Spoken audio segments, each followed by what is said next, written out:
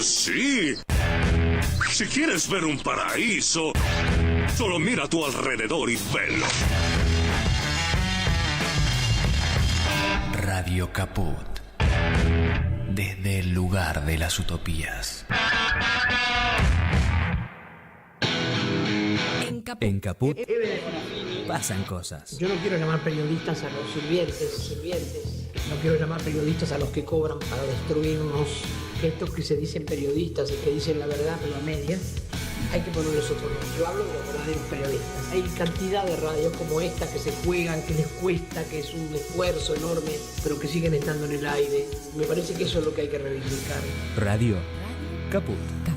Yo hablo de los verdaderos periodistas. Esas cosas. Radiocaput.com. Estás conectado. Estás en Caput. Javier Vicente es el Relatornauta.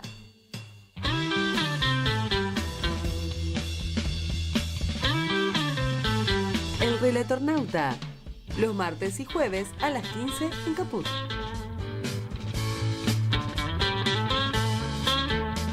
La tierra que te da la vida, da un tiempo para decidir, eligiendo inteligentemente, todo el mundo podrá ser feliz.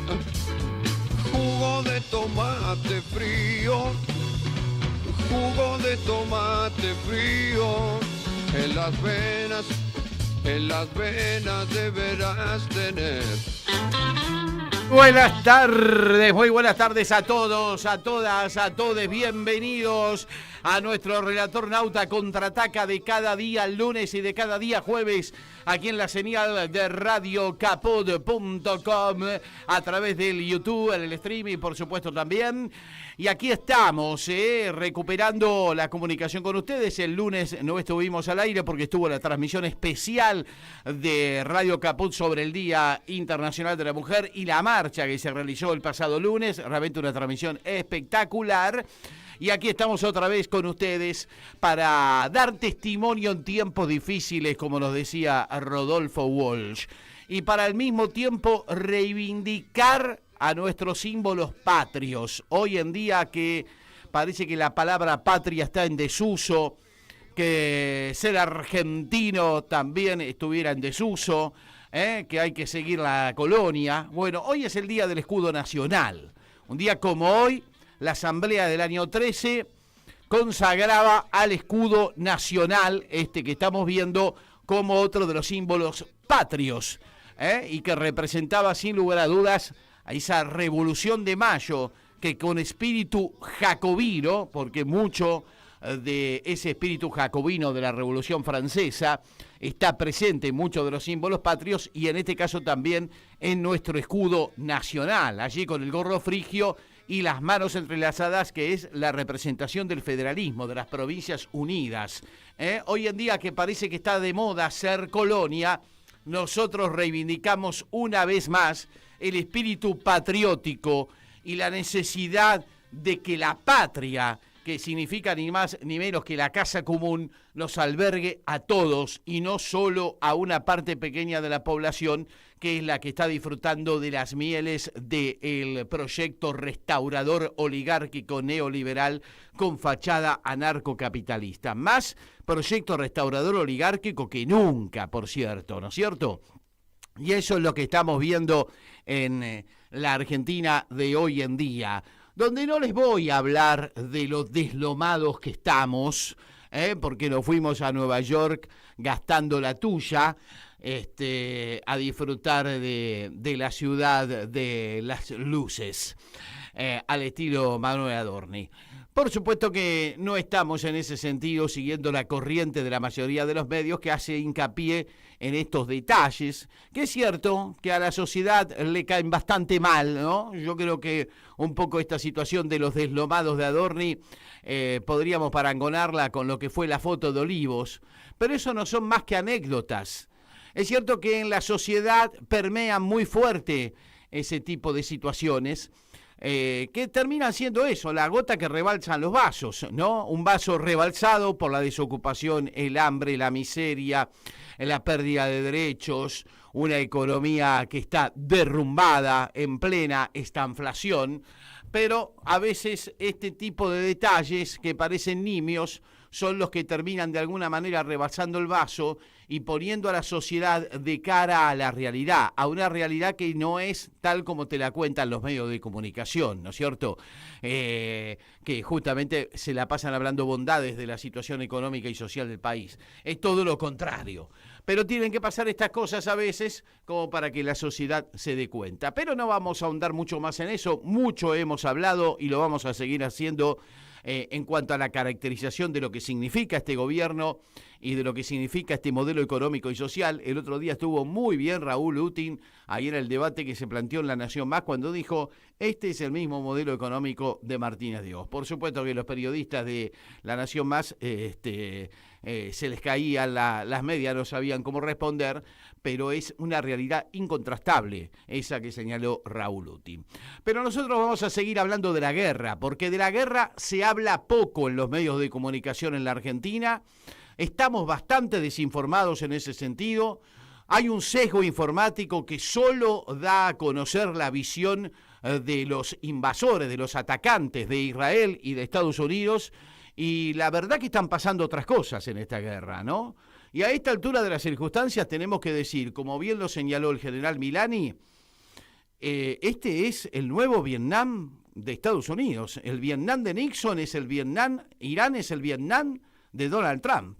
Y justamente estamos ya en comunicación con el general César Milani para hablar de este tema que él conoce muy bien, como miembro del ejército argentino y al mismo tiempo como un conocedor de las técnicas y las tácticas de guerra.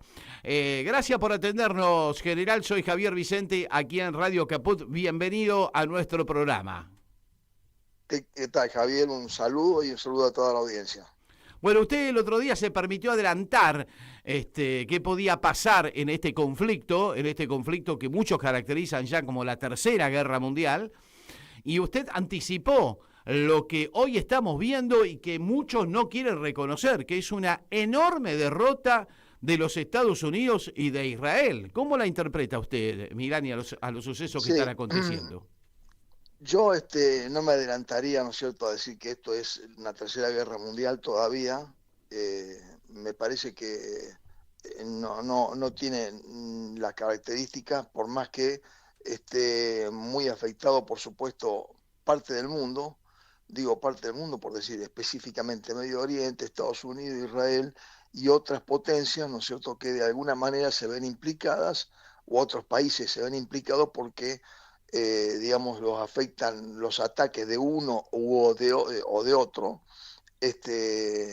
ya sea de Israel, ¿no es cierto?, o de Irán, como son los países del Golfo, como son países europeos que tienen que permitir que Estados Unidos les utilice las bases, o que están mandando material bélico a la zona de conflicto. Es decir que de alguna manera hay implicado una serie de países, pero no me adelantaría yo a decir que esto es una guerra mundial. Uh-huh. Lo que sí estamos viendo, ¿no es cierto?, es que evidentemente acá hay un país con un objetivo estratégico muy claro, que es Israel, ¿no es cierto?, para debilitar al régimen iraní, debilitar su potencial militar, debilitar toda, digamos, la capacidad defensiva que tiene, y evitar de cualquier manera que Irán pueda finalmente, ¿no es cierto?, producir, o mejor dicho, enriquecer el uranio necesario para estar en condiciones de tener un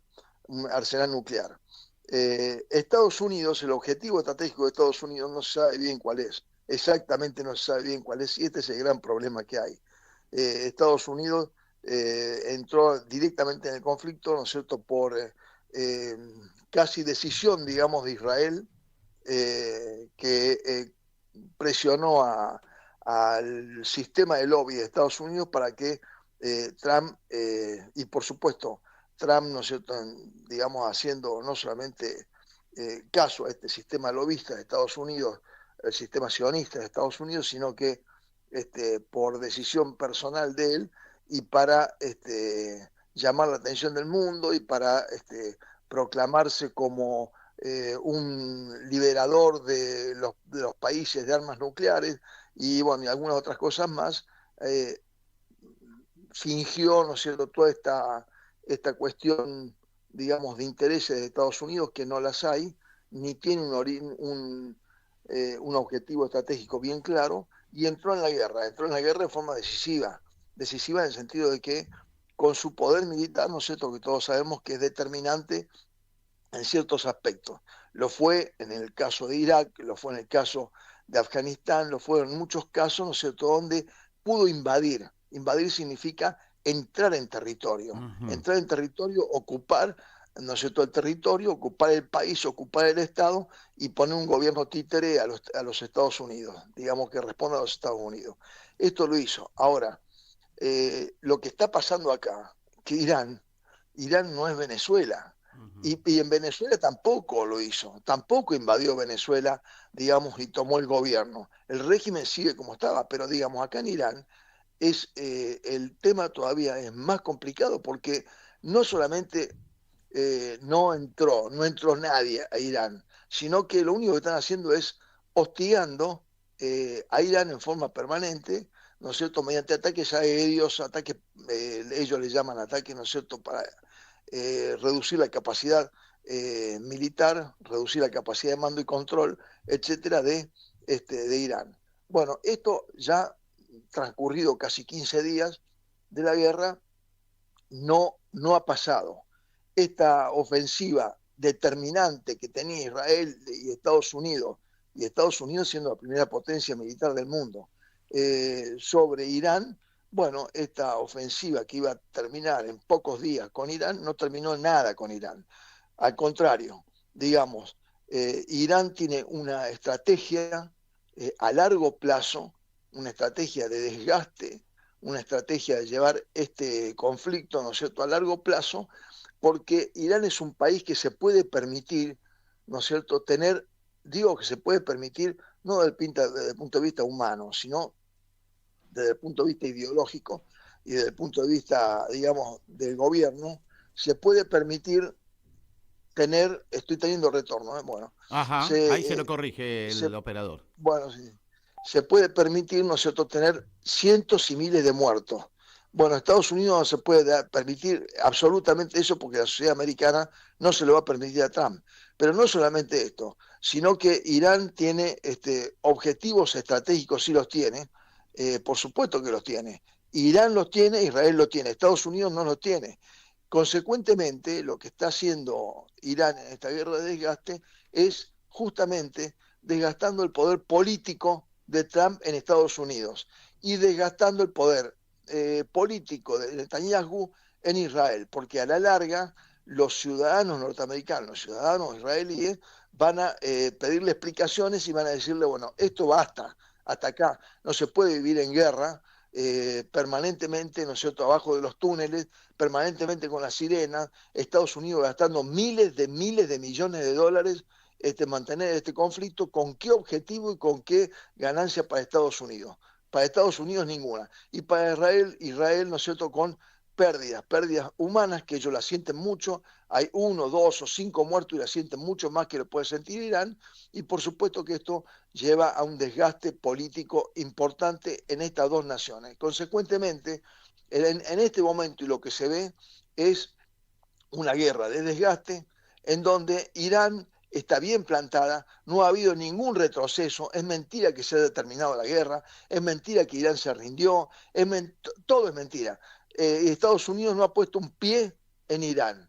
Lo único que ha sido o lo ha hecho es bombardear Irán. Bombardear Irán, ¿no es cierto?, con objetivos, etcétera, pero no ha reducido su capacidad de comando y control militar ni su capacidad ofensiva, a tal punto de que con la poca información, como recién decías vos, la poca información que se tiene, ¿no es cierto?, en Argentina respecto al conflicto, porque la poca información la tenemos a través de Estados Unidos, Israel, nada más, sabemos que hay una serie de bases, muchas bases, yo diría que la mayoría de las bases importantes americanas en Medio Oriente, en distintos países de Medio Oriente, como puede ser en Arabia Saudita, como puede ser en otros países, ¿no es cierto?, han sido alcanzados por la ofensiva iraní y han sido casi destruidas o seriamente dañadas. Por supuesto que Israel también, y por supuesto que esto lo está sufriendo Estados Unidos e Israel. Vuelvo a repetir, esta guerra de desgaste, si esto sigue, digamos, va a terminar, ¿no es cierto?, de alguna manera. A Estados Unidos le conviene que termine rápidamente y ya ahora está buscando una salida política. Bueno, vamos a ver qué pasa, vamos a ver qué dice Netanyahu, los dos vamos a decidir. Bueno, ya está terminada porque no tienen fuerza aérea o no tienen marina, entonces ya la guerra está terminada, de mentira. Es absolutamente mentira. Esto la sociedad americana se da cuenta porque, digamos, el desgaste militar y el desgaste político y el desgaste económico que está teniendo Estados Unidos es muy importante. E Israel pasa lo mismo. Así que, evidentemente, cuando yo hago la comparación, yo digo, recordemos lo que pasó, lo que le pasó a Estados Unidos en una serie de otros países, empezando por Vietnam, Corea, Afganistán, tantos otros países que no solamente los bombardeó, los invadió, puso el pie, llegó y después se tuvo que ir, y se tuvo que ir corriendo. Entonces, y esto es porque la guerra de desgaste con Estados Unidos siempre ha dado buenos resultados. La sociedad americana no le permite a un presidente tener un país sin objetivos estratégicos claros, perdiendo miles de millones de dólares. Ahora, digamos, agravado todo este conflicto por el aumento del petróleo, el aumento para los americanos del galón de combustible, etcétera, ¿no es cierto?, sin perspectivas claras, sin horizontes claros. Y esto es lo que le está pasando a Estados Unidos, le pasó en otras guerras que costaron miles de vidas y al final han terminado yéndose, ¿no es cierto?, a su casa de vuelta, como pasó en Vietnam. Bueno, esto no sé si va a ser exactamente como Vietnam, yo creo que no, porque Donald Trump no tiene la capacidad ni el tiempo necesario para poder prolongar este conflicto. Tiene unas elecciones de medio término a corto plazo. La sociedad americana se está mostrando en forma muy dividida, con mayor cantidad de gente que lo ve con imagen negativa que positiva. Es decir, no puede estirar este conflicto en forma, digamos, a 2 o 3 años o lo que sea. Por consiguiente, si acá no hay en 15 días más, 20 días más, un mes más, una definición, digamos, contundente militarmente, que no la va a haber, lo que tiene que hacer Estados Unidos es decir, bueno, hemos ganado la guerra, nos vamos, y se retira a su casa, y Israel tendrá que decir lo mismo y se retira a su casa y quedará, ¿no es cierto?, pendiente este conflicto armado con Irán e Israel en forma, digamos, permanente, hasta que en otro tiempo y en otro signo se dé o no, o se pueda alcanzar una paz de alguna manera. Evidentemente, Irán, en la situación que está, y yo no estoy con esto, digamos, justificando el enriquecimiento de uranio por Irán, pero estoy diciendo, si hay otros países de la región que, digamos, quieren de cualquier manera terminar con Irán y tienen capacidad nuclear, Irán no va a quedarse con los brazos cruzados. Recordemos que Irán, vuelvo a repetir, es un pueblo sufrido. El pueblo persa es un pueblo sufrido, un pueblo que se permite, ¿no es cierto?, tener miles de muertos. Siempre la muerte para ellos es sí, el martirio, digamos, como le dicen. Sí, el martirio, pero digamos, siempre van a la felicidad, eso conduce a la felicidad, entonces lo hacen felices y bueno, y pues tienen miles de muertos y siguen en la guerra, y esto no va a terminar. Y Irán es un país que tiene 100 millones de habitantes, no es digamos, una isla como en este momento está amenazando Trump ahora a Cuba. Claro, ahora, claro. Así que por eso digo yo que esto no va a ser un Vietnam porque no va a tener el conflicto, la duración, ¿no es cierto?, y la intensidad, y lo que le permitieron los americanos a Nixon. No va a ser un Vietnam porque no va a llegar, pero va en camino a hacerlo, ¿no es cierto?, a corto plazo, o por lo menos a darle a Trump una elección militar, geopolítica y estratégica terrible, que es mover las piezas sin tener objetivos estratégicos claros. No los tiene. La sociedad americana se da cuenta que no los tiene. Claro. Se da cuenta que no los tiene. Entonces, que fue, digamos, arrastrado de las narices por los intereses de Israel. Esto es lo que pero está visualizando por supuesto, la los grandes lobbies sionistas en Estados Unidos han presionado, y a su vez Trump no se ha dicho, bueno, total, hago tantas cosas, tantas barbaridades, una barbaridad más. Digo barbaridades para nosotros. Él dirá, hago tantas cosas, ¿no es cierto?, como sacar a Maduro de Venezuela, entonces voy a hacer una más y me juego, y cuando yo ya termine con Irán y gane en Irán, voy a volver victorioso a Estados Unidos. Bueno, eso no va a haber, no se va a ver eso, así que les digo con casi absoluta seguridad que esto va a terminar en forma positiva, a pesar de los muertos, a pesar de la catástrofe que está produciendo Estados Unidos, como Israel en Palestina, Estados Unidos en Irán, con los bombardeos. Esto no va a terminar en forma positiva para Estados Unidos, va a terminar en forma positiva para Irán, porque va a ser un país, ¿no es cierto?, que después de todo esto le resistió la primera potencia del mundo y no se rindió, no se rindieron los mandos, no pudieron destruir el complejo militar industrial, y seguramente que van a seguir con su objetivo estratégico. Por supuesto que acá en Argentina, ¿qué podía pasar con este gobierno y este presidente? Lamentablemente, un presidente que vaya a una universidad y diga, soy el presidente más sionista del mundo. Insólito, ¿pero de qué me está hablando? O me está hablando de que, digamos, ni siquiera este hombre es judío, pero digamos, hay mucha gente que no es judía y es sionista, no sé si ustedes sabían. Y no la mayoría de los judíos son sionistas, porque el sionismo no pregona una religión, sino que tiene fines políticos. Exacto. Bueno, aparentemente este señor que se dice presidente ha declamado al mundo, está declamando a todos, y por supuesto que el ministro de Defensa está diciendo nuestro líder, y estamos todos, ¿no es cierto?, embarcando en esta guerra. Vamos a ganar la guerra, dijo. Claro, vamos a ganar la guerra. Entonces, pero más, se está declamando que él es sionista, es decir, él está atrás de intereses políticos, como están atrás de intereses políticos los sionistas. Ahora, ¿esos intereses políticos son los intereses políticos de la República Argentina? ¿Son los intereses políticos nuestros o son los intereses políticos de él? ¿Por qué tiene que meter a Argentina en semejante conflicto? Pero no solamente semejante conflicto, sino en decir, soy el presidente más sionista. Bueno, yo no soy sionista, y la mayoría de los argentinos no somos sionistas. Entonces, que se rectifique, y se rectifique el ministro de Defensa cuando dice nuestro líder. ¿Qué quiere decir? Que el ministro de Defensa sabe que el presidente entiende que el presidente dijo que es sionista y que responde a intereses políticos que no son los intereses políticos del Estado.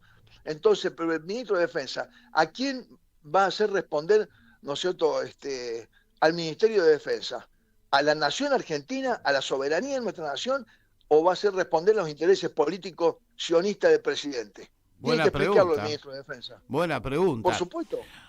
Por supuesto, pero si yo digo soy sionista es porque no es que yo diga, bueno, yo profeso la religión judía, que lo podría decir. No es eso. Él está diciendo soy sionista. Y si no, los invito Está subordinando, todos. de hecho, los intereses de la nación a los intereses de otro Estado, que en este caso sería el Estado de Israel. Y lo mismo pasaría con el ejército o con las Fuerzas Armadas, digamos, de ahora en más. ¿Cuáles son los objetivos que se suponen nacionales para la defensa de la nación? Por supuesto. ¿Cuál? ¿La de la nación israelí? Claro, entonces, y yo diría más, vuelvo a repetir, el sionismo es un movimiento mundial que tiene, digamos, muchos adeptos por supuesto, en la religión judía, pero no todos, ni siquiera la mayoría, son minorías, y en algunos sectores que no son judíos. Ahora, y que son sionistas. Ahora, ellos responden no a una ideología, digamos, a una creencia religiosa. Ellos responden a una ideología política que no es, ¿no es cierto?, o no persigue los intereses que tenemos nosotros como Estado, la República Argentina. Entonces lo que tiene que explicar acá Milei es a ver cuáles son los intereses sionistas que persigue él. Y el ministro de Defensa, cuáles son los intereses que le va a hacer, digamos, que le va a hacer defender, o digamos, vaya la redundancia, al Ministerio de Defensa, ¿no es cierto?, cuando dice nuestro líder y cuando el otro se manifiesta sionista. A ver qué vamos a responder, ¿a los intereses del sionismo internacional? ¿A los intereses de quién? Sí, Vamos sí, a es muy preocupante. ¿a los objetivos políticos del declaración. sionismo? Muy Bueno, preocupante. esto es gravísimo. Es gravísimo, es gravísimo. Este, Ahora, César, general César Milani, respecto de la guerra propiamente dicha, ¿usted cree que se subestimó la posibilidad de respuesta que tenía Irán preparada? Y también, como bien dice usted, si no hay ocupación territorial, no hay victoria que valga en este sentido, por más que destruyan, incluso tirándole una bomba atómica, como se puede llegar a especular en estas horas a Irán, ¿no? Bueno, por supuesto que no, no llegaron digamos, a visualizar ni llegaron a tener una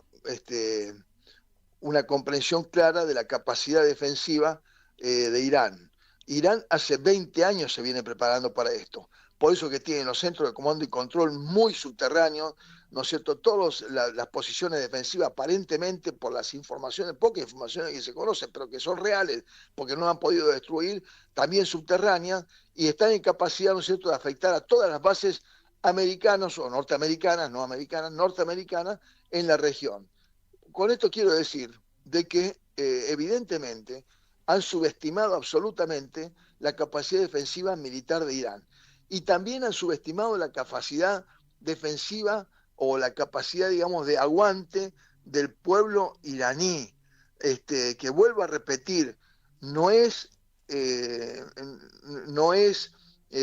digamos, fácilmente removible, no es fácilmente que, bueno, esta sociedad enseguida va a cruzar los brazos y va a protestar contra el régimen y va a hacer caer al régimen y vamos a cambiar de régimen porque nosotros tiramos 3 bombas o 10 bombas o 1000 bombas. No, no es así. No es así. Han subestimado toda la capacidad política, social, económica y militar de Irán. Y esto le va a traer serias consecuencias a Trump, que seguramente ya está evaluando, lo digo en forma casi certera, está evaluando cómo salir del conflicto. Salir del conflicto. Sí, está buscando desesperadamente cómo salir del conflicto, lo habló incluso con Putin, y estas declaraciones que él hace de ya ganamos la guerra, un poco tiene que ver con eso, ¿no? Con retirarse del escenario. Y por supuesto, y aparte, lo que ustedes decían, la capacidad nuclear, bueno, esto acá ni se habla. Ustedes imagínense que capacidad nuclear tienen muchas potencias del mundo, y si hablamos de Rusia, que ya expresó su apoyo al régimen iraní, si hablamos de Rusia, tiene una capacidad nuclear, por más que la capacidad militar sea inferior a la capacidad militar norteamericana, tiene una capacidad nuclear similar a la de Estados Unidos. Así que acá no se puede hablar, ¿no es cierto?, en absoluto de utilizar armas nucleares, porque Estados Unidos no es más, entendamos esto de una vez por todas, no es más el gendarme del mundo. Se terminó el globalismo, se terminó el gendarme del mundo, se terminó en que él hacía lo que quería en todo el mundo como quería. En este momento hay una serie de potencias muy importantes, como es Rusia, China, India, etcétera, que están, ¿no es cierto?, jugando sus propios intereses, y que seguramente, los propios BRICS en la parte económica, y seguramente esto está transformando el panorama político mundial. Que a nosotros nos convenga, miren lo que voy a decir, que a nosotros nos convenga circunstancialmente, no con este gobierno, porque este gobierno es un gobierno de descerebrados, es un gobierno que no tiene límites, es un gobierno, digamos, que entrega todo a cambio de nada. Yo estoy hablando con un gobierno nacionalista. Si a nosotros, con un gobierno nacionalista, nos conviene en este momento mantener una posición, digamos, de acercamiento a Estados Unidos, porque Estados Unidos puede darnos algunos beneficios, suponiendo, vuelvo a repetir, con un gobierno nacionalista. Y cuando hablo de beneficios digo, bueno, si Estados Unidos está pidiendo, ¿no es cierto?, a los ingleses que desalojen algunas bases en el resto del continente, o está pidiendo, digamos, que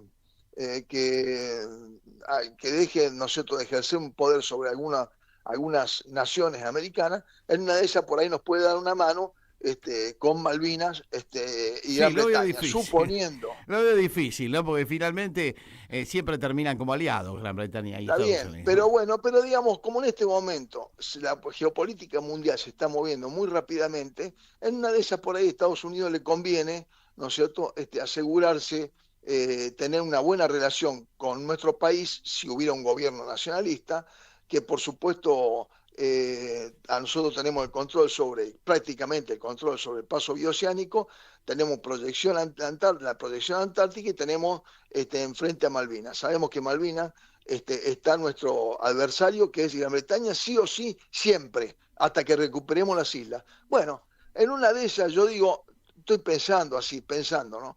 En una de esas, pero vuelvo a repetir, pero siempre y cuando haya algo para cambiar.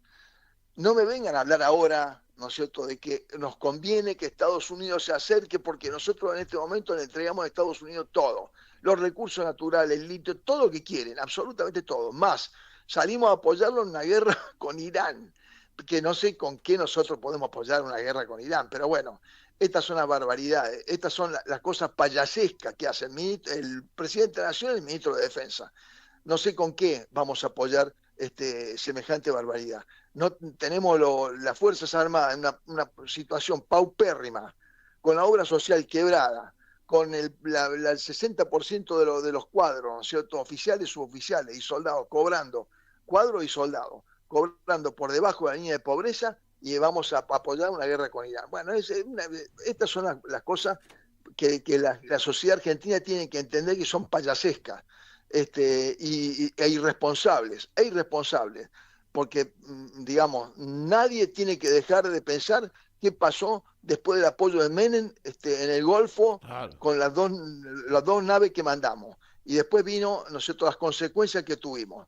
Entonces, vuelvo a repetir, acá hay cuestiones de todo tipo que están siendo manejadas de forma irresponsable, absolutamente irresponsable, por Presidencia de la Nación y los ministros, especialmente el ministro de Defensa, en estas circunstancias. No puede el presidente salir a decir la barbaridad que dijo en la Universidad de Estados Unidos, que anda diciendo por todos lados, que él es el sionista más sionista del mundo. Entonces yo le pregunto a todos los ministros, a ver si ustedes responden al presidente o a nuestro líder, como dijo el ministro de Defensa, ¿a quién están respondiendo? Entonces, esta es barbaridad e irresponsabilidad, vamos a ganar la guerra. ¿Qué va a ganar él? Él no sé si gana un partido de bolita. O sea, se están dando las cosas para que pueda, para seguir, ¿no es cierto?, digamos, siendo presidente, que dé gracias a Dios, porque bastante mal le está yendo al pueblo argentino para que él siga siendo presidente. Así que trate de terminar el mandato constitucional y empieza a pensar, ¿no es cierto?, en otra cosa. Yo aspiro, lo digo de corazón, que el pueblo argentino pueda tener, ¿no es cierto?, la grandeza de espíritu, la grandeza de mente, la grandeza de comprensión para darse cuenta que este proceso es catastrófico para la República Argentina desde todo punto de vista político, económico, social, militar, etcétera, y en 2 años, con elecciones, podamos revertir y dar vuelta toda esta situación. Bien.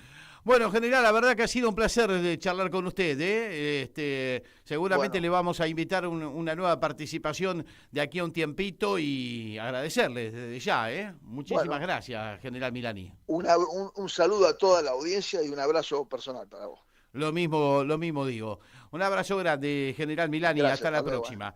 El general César Milani, charlando con nosotros, con su conocimiento, con su vasta experiencia en los temas que hacen justamente a lo castrense y la mirada sobre esta guerra que lamentablemente no tenemos la posibilidad de informarnos del mejor modo en la Argentina. Por eso yo insisto que en estos días hay que hablar de la guerra, lo vamos a seguir haciendo, para darle a nuestra audiencia y a los argentinos una mirada de lo que está ocurriendo y que se está ocultando a través de los grandes medios. Y la verdad de la milanesa es que Irán le está infligiendo una derrota contundente, tanto a Israel como a los Estados Unidos. Por eso siempre traigo los informes del profesor Ian, porque encontrarse con el profesor Ian, ahí te mandé en un Twitter uno de los videos explicativos de qué está ocurriendo la guerra, es encontrarse con una perspectiva muy interesante, con un análisis muy interesante que está conteniendo todos los ingredientes que tiene este conflicto y que muchos adrede no lo ponen sobre el tapete y no lo ponen sobre la mesa, porque en definitiva lo que están haciendo es llevar hacia las audiencias, lamentablemente, audiencias que están alienadas por el mensaje mediático de los grandes medios, entonces le llevan un tipo de información sesgada y no están dando toda la información, toda la completud de la información que uno tiene que tener para aseverar si es realidad lo que está diciendo Trump, que la guerra ya está ganada, o si en realidad lo que estamos viendo es que Irán les está infligiendo una derrota contundente tanto a Israel como a los Estados Unidos. A ver qué nos dice el profesor Ian sobre lo que está ocurriendo en la guerra en estas horas. La guerra está perdida. Ahora solo es cuestión de cuánto tiempo tarde Washington en admitirlo y cuánto dinero se queme antes. Y aquí está el último punto del que nadie habla. ¿Qué pasará con el sistema del petrodólar cuando los estados del Golfo ya no puedan garantizar la seguridad petrolera? Toda la economía estadounidense se basa en esto. Arabia Saudita vende petróleo, recibe pagos en dólares y luego recicla esos petrodólares en bonos del Tesoro estadounidense, mercados bursátiles estadounidenses y bienes raíces estadounidenses. Esto mantiene al dólar fuerte. Mantiene las tasas de interés bajas. Esto apuntala todo el sistema financiero. Pero si las instalaciones petroleras saudíes se queman y los puertos de los Emiratos Árabes Unidos están bajo amenaza de misiles, ese sistema colapsa. Los estados del Golfo empezarán a exigir garantías de seguridad que Estados Unidos no puede proporcionar o empezarán a hacer tratos con China y Rusia, quienes sí pueden protegerlos. Y cuando eso suceda, el estatus de moneda de reserva del dólar se acabó. No se trata solo de una guerra en Oriente Medio. Se trata del fin de la hegemonía financiera estadounidense. Y está sucediendo ahora mismo, mientras todos se centran en los líderes iraníes muertos que no importan. Interesante, ¿no? Lo que nos dice el profesor Ian a esta altura de los acontecimientos, cuando ya llevamos casi 15 días de conflicto, de una guerra que se suponía que tras el ataque de Estados Unidos a la Ayatollah Khamenei y a toda la directiva en ese momento de la Revolución Islámica, iba a terminar con la caída de la Revolución Islámica, ¿no? Y ha sucedido todo lo contrario. Hoy la Revolución Islámica está más fortalecida que nunca. El liderazgo de Khamenei, hijo, se hace presente. Hoy ha dado declaraciones contundentes sobre cuál es la situación actual de Irán y qué piensa Irán para los próximos días. Un Irán que está atacando expresamente todo lo que tiene que ver con el negocio del petróleo, por eso ha cerrado el estrecho de Hormuz, por eso lo ha minado, no permite que barcos petroleros allí hagan su tarea de recolección del petróleo que justamente producen los países del Golfo, incluido la propia Irán. Con eso están desabasteciendo al mundo y subiendo el precio del petróleo a nivel internacional. Ya está más de $100 en el día de hoy.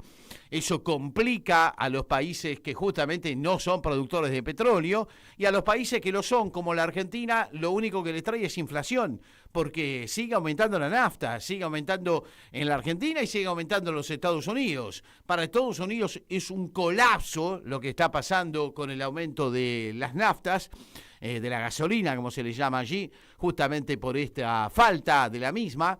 De la materia prima sobre todo.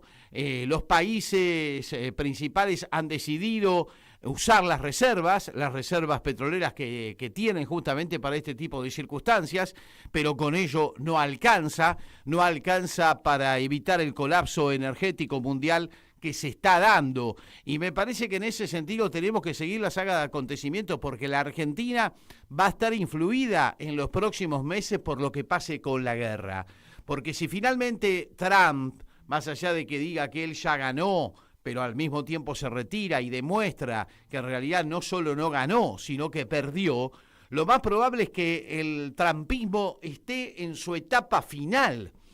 Y la derrota electoral de noviembre, que ya se anticipa en la mayoría de los pronosticadores y de quienes hacen análisis de encuestas sobre las elecciones intermedias en los Estados Unidos en noviembre, anticipan una contundente derrota de Donald Trump. Por lo tanto, sería el final del gobierno de Donald Trump. Y con el final del gobierno de Donald Trump, inmediatamente cae el gobierno argentino. No hay vuelta en eso. Hoy está apoyado solamente, está imbrincado solamente el gobierno argentino en el apoyo de los Estados Unidos, que lo salvó en su momento de la corrida bancaria que lo llevaba irremediablemente a la derrota al gobierno en el mes de octubre, logró surfearla con el apoyo de Estados Unidos, pero si cae Trump, indudablemente asistimos al final del gobierno argentino, y lo que estamos viendo es que Trump está perdiendo, que Estados Unidos está perdiendo, que Israel está perdiendo la guerra en Oriente Medio y que Irán se está imponiendo. Por eso es muy importante seguir la saga de acontecimientos. Además lo decía el general Perón en ese sentido lo tenía muy claro. La gran política es la política internacional. La gran política es la gran política internacional y con las derivaciones que esto tiene puertas adentro en nuestro país. Y hablando justamente de líderes históricos de la Argentina, de la democracia argentina, hoy estamos recordando a Raúl Ricardo Alfonsín. Hoy estamos recordando la figura del presidente que tuvo la democracia recuperada, justamente cuando se están cumpliendo 50 años del golpe de Estado en estos días, del golpe de Estado del 76, la democracia recuperada en el año 83, tras la lucha de las madres, de las abuelas, tras la lucha de los sindicatos, de la CGT de Ubaldini, tras la derrota catastrófica del gobierno militar en Malvinas, inmediatamente se produjo la salida democrática y Alfonsín fue el primer presidente democrático. Hoy lo estamos recordando, porque vista las circunstancias que estamos viviendo hoy en la Argentina, de una intolerancia absoluta, de un gobierno faccioso que solo gobierna para un sector de la población y ataca sistemáticamente a la mayoría de los argentinos, los ataca en sus derechos, en su vida diaria, en su calidad de vida y por supuesto al sistema democrático que hoy está absolutamente deteriorado por la forma en que se maneja este gobierno de restauración oligárquica neoliberal. Por eso recuperar la figura de Alfonsín es importante. Y me quedo con un párrafo de un Alfonsín que en su momento y en plenos años 90 le indicaba al radicalismo cuál era el camino a seguir frente al desafío de tener que soportar aquellos años 90 cuando era el sálvese quien pueda, cuando la política no representaba nada, cuando los radicales, al igual que ahora, lo que hacen es subirse al carro del vencedor, en este caso al carro mileísta. Bueno, Alfonsín le dejaba un mensaje a los radicales que yo hoy quiero rescatar a través del recuerdo, de este recuerdo de audio y video. Nosotros venimos a afirmar que no creemos esto de que la sociedad se haya derechizado. La sociedad estuvo confundida y está cada vez más clara. Pero si se hubiera derechizado, lo que tiene que hacer la Unión Cívica Radical en todo caso es prepararse para perder elecciones, pero nunca para hacerse conservadora.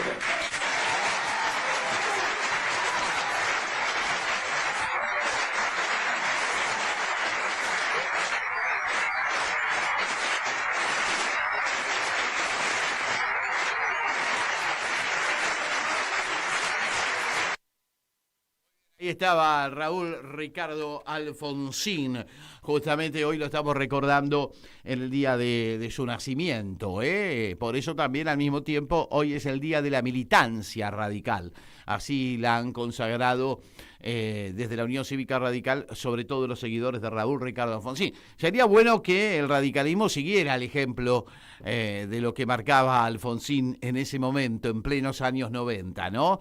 Hoy están haciendo lo mismo que hicieron en aquellos años, subiéndose al carro del vencedor y aprobando absolutamente todos los desaguisados que este gobierno está llevando adelante. Por eso la imagen del radicalismo hoy ha perdido tanta trascendencia y se ha convertido en un partido casi inexistente, ¿no? Todos los radicales que vemos o están al furgón de cola del gobierno actual o son críticos del papel que el radicalismo está cumpliendo y se acercan más al campo nacional y popular, ¿no? Y en ese sentido tenemos muchos ejemplos, como el de Leandro Santoro o el de Leopoldo Moró, entre otros, ¿no? Eso es de destacar. Pero bueno, justamente hoy estamos recordando la enorme figura de Raúl Ricardo Alfonsín, quien nacía un día como hoy. Bueno, Alfonsín con sus claros oscuros, todos sabemos que la política económica no fue la acertada, sobre todo en el final de su mandato, cuando de alguna manera desarrolló un plan neoliberal, como fue el Plan Austral, de Jorge Vital Zurruil, producto seguramente también de las presiones que en aquel momento también ejercían los mismos sectores económicos que hoy están ejerciendo la presión que ejercen para que el gobierno nacional lleve adelante esta política económica y social. Pero en otras cosas hay que rescatarlo a Alfonsín, ¿no? Sobre todo en la tolerancia democrática y en lo que se vivió en aquellos años de su gobierno, que fueron años de democracia, de tolerancia, de debate, de discusión, y no años de represión y de oscurantismo como sobrevinieron después en los años 90 y actualmente en el gobierno que lleva adelante el presidente Milei, que yo le llamo de restauración oligárquica neoliberal, con fachada narcocapitalista, porque la verdad que el narcocapitalista en realidad no tiene nada, es solo una fachada de un presidente que permanentemente pivotea sobre ese tipo de cuestiones, sobre todo sobre la batalla cultural. Ahora, la batalla cultural, muchachos, después de el affair Adorni, ha quedado derrumbada, se los puedo asegurar, ¿eh? Y no es que nosotros hagamos hincapié en lo que nos parece una nimiedad. Siempre sentimos con lo mismo. Muchas veces este tipo de cosas pasó en el gobierno de la Alianza, cuando Graciela Fernández Mejide jugaba al tenis en el club de amigos, ¿no? Se la habían pasado denostando a los 90 por pasatistas, por estar lejos de la realidad de los argentinos, y después hicieron lo mismo. Le pasó a Alberto con la foto de Olivos y ahora le está pasando al gobierno con este affair del señor Adorni y su mujer. Pero bueno, seguimos con el tema de la guerra, del conflicto Medio Oriente, y por eso me parece muy importante tomar el testimonio de Jorge Elbaum, amigo de la casa, hombre del llamamiento judío argentino. Por eso con él conoce muy bien todo lo que está pasando en la región, lo hemos hablado varias veces con él, así que va a ser interesante estos minutos de charla que tenemos hasta las 4 de la tarde. ¿Cómo te va, Jorge? Ya conectado a través del Zoom, a ver si te podemos ver. ¿Qué decís? ¿Cómo andás, Jorge? Gracias por atendernos. ¿Qué tal? ¿Cómo están por ahí? ¿Cómo anda mi querida Radio Caput? Bien, muy bien, celebrando también los 10 años de InfoSiberia.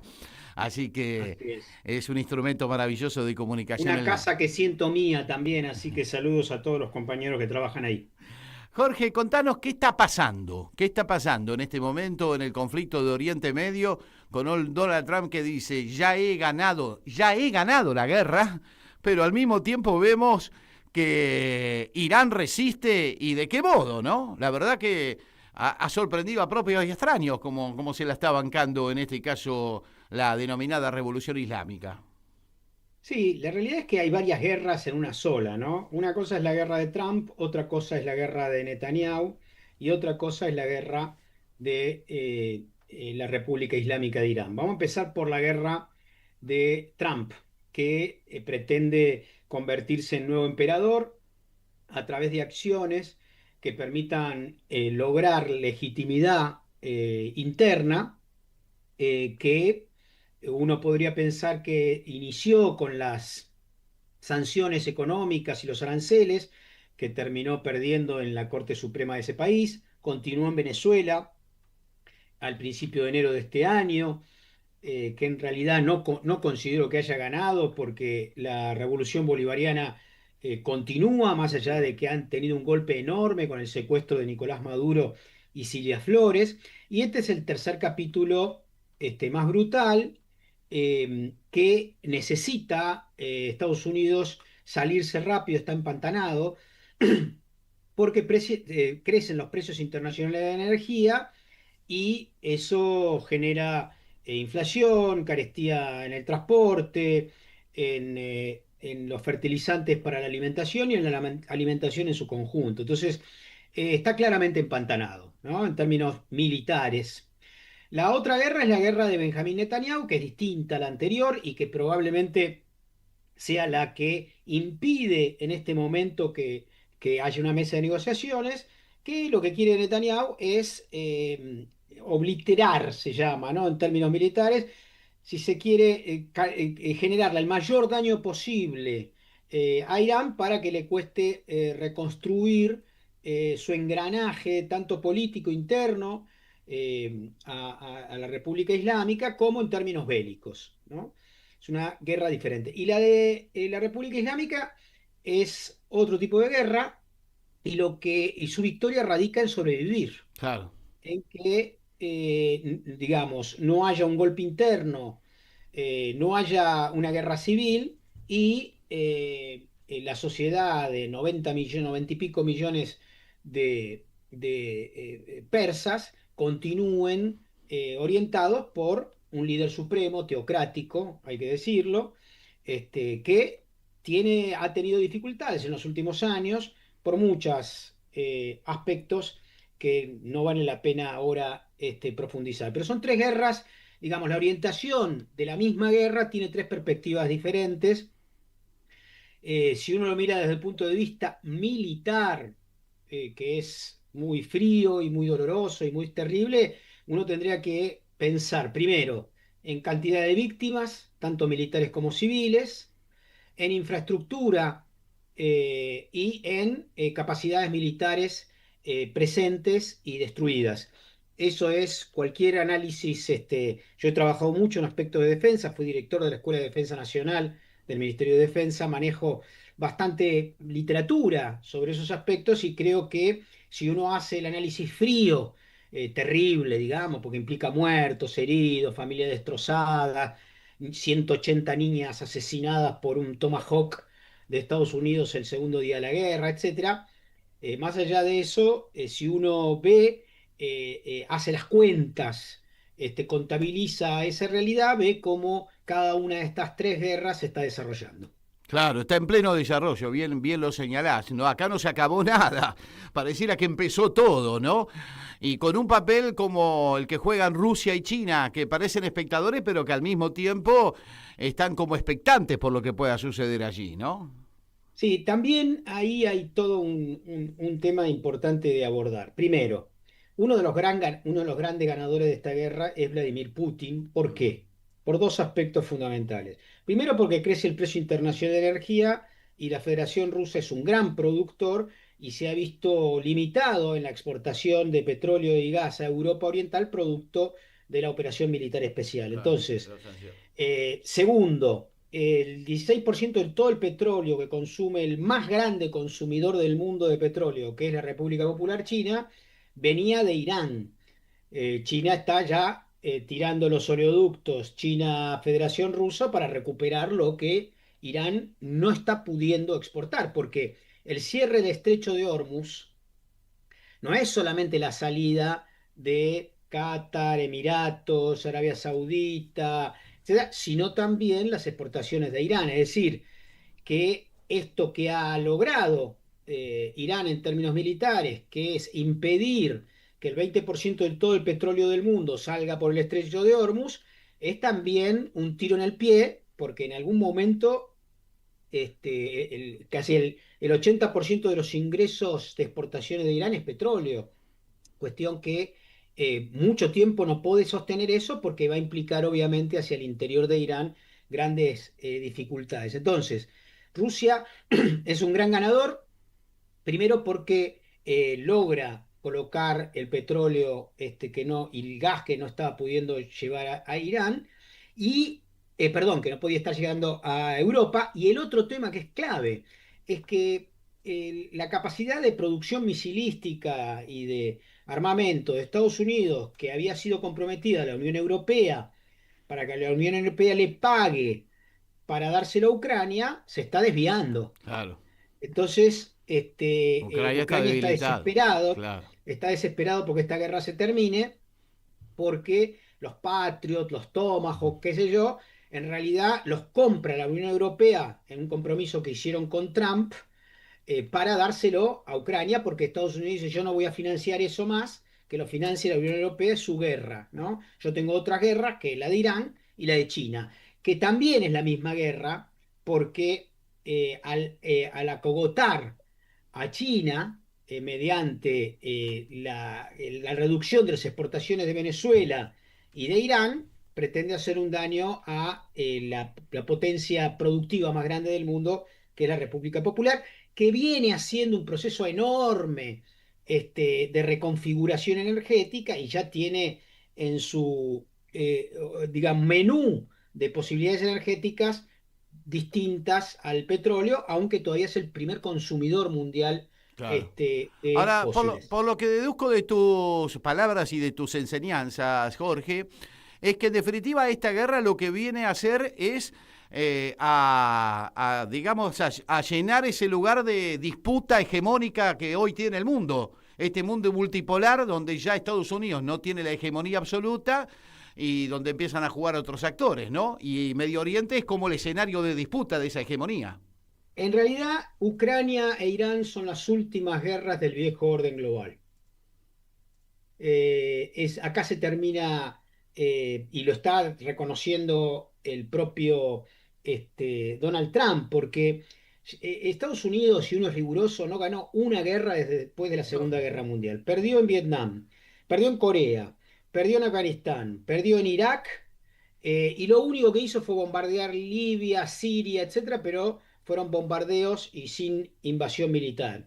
Está tratando de hacer lo propio, con un secuestro en Venezuela, con una ejecución de un dirigente persa, pero lo que está en juego es ver si resiste la revolución islámica o no, la soberanía de Irán se quiebra o no, y la verdad es que Trump quiere retirarse, y el problema es que ya entró en una lógica que el Pentágono, que no quería ser parte de esta guerra, ahora dice: bueno, pero no podemos ir así, porque le damos un empate en una guerra asimétrica al débil, y es una derrota para nosotros. Entonces están en ese empantanamiento. No es lo mismo que Israel, la verdad que no. Hace 300 vuelos por día, tiene libertad absoluta de los cielos. Ha conquistado, la verdad, militarmente los cielos de Irán, y hacen lo que quieren en términos, sobre todo aéreos, tanto en el Líbano como en Irán. Así que, insisto, son tres guerras en una, ¿no? Y son las últimas, junto con la de Ucrania, del viejo orden global. Una pregunta más para ir cerrando, Jorge, porque bueno, se nos va el programa también y sería interesantísimo charlar con vos mucho más tiempo, pero te agradecemos porque es muy importante tu aporte y tu mirada.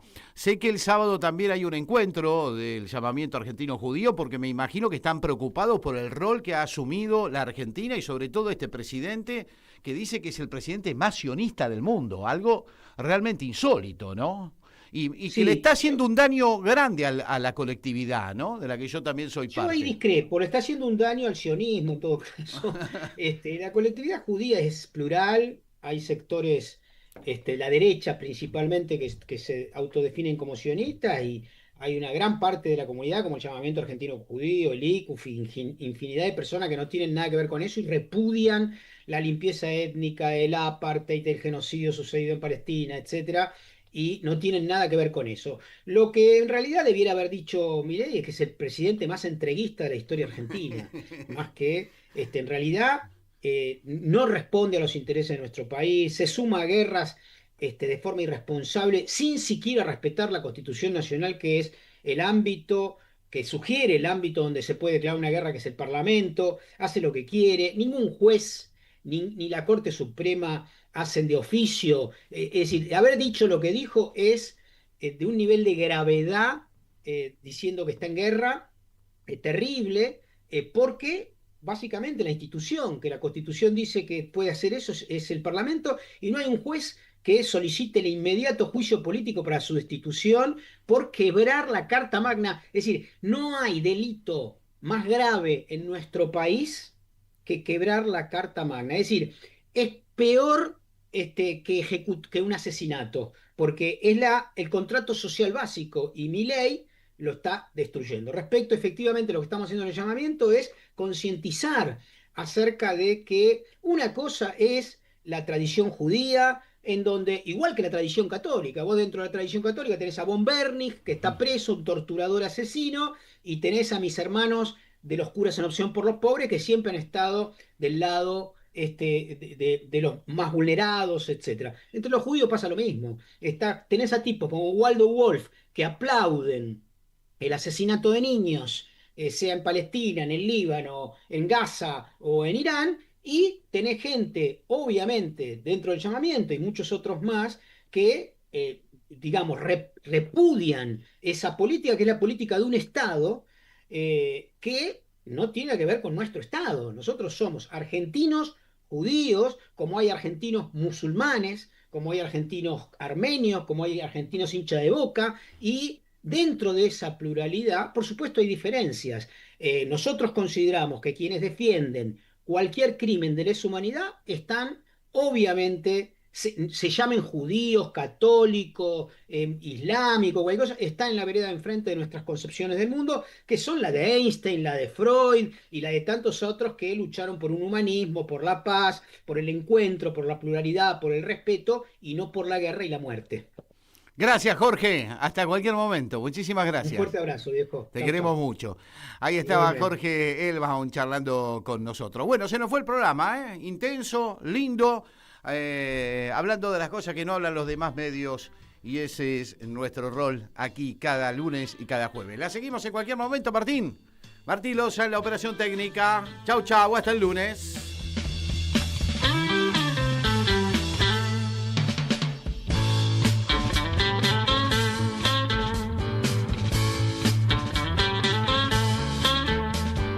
Tierra que te da la vida, da un tiempo para decidir, eligiendo inteligentemente, todo el mundo podrá ser feliz. Jugo de tomate frío, jugo de tomate frío, en las venas deberás tener. Si quieres ser un terrible vago, todo el día panza arriba y a dormir, o elegiste ser un tipo capo, siempre serio y que da temor, deberás tener jugo de tomate frío, jugo de